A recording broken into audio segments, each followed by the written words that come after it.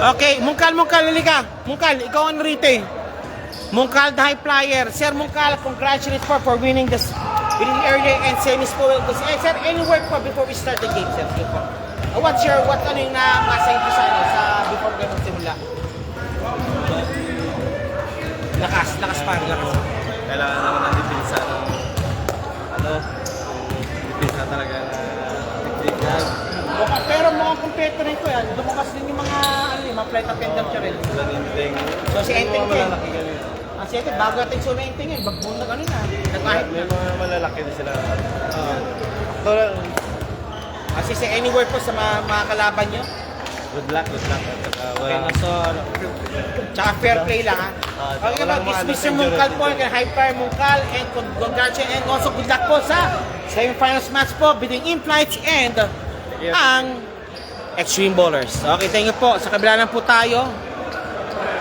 Teka lang. Kompleto rin sila, oh. Okay, that's Chill Deluxe. Ito po tayo. Sing! 2 minutes interview. Magsama ka. Sing! Tara. Sing!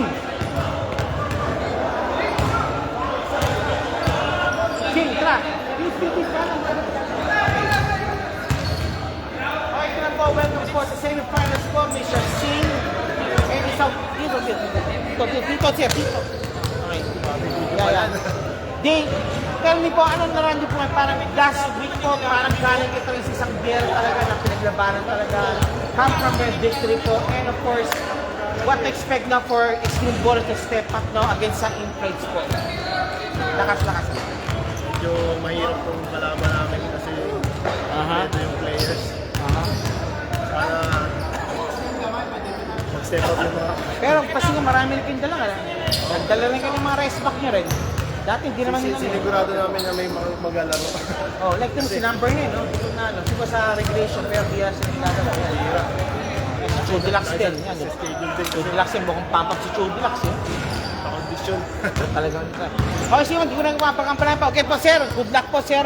Semi-finals match po tayo between, of course, ito po ang Extreme Bowlers versus ang In-Flights po. Coming up next po is the second semi-finals matchup between Extreme Bowlers and In-Flights. Maraming salamat po and sama po tayo po sa ating semi-finals game. Ito po ang Aviation Friendly Double sa Flying League. Third season na po tayo yun. Thank you po very much po and balik po tayo mamaya.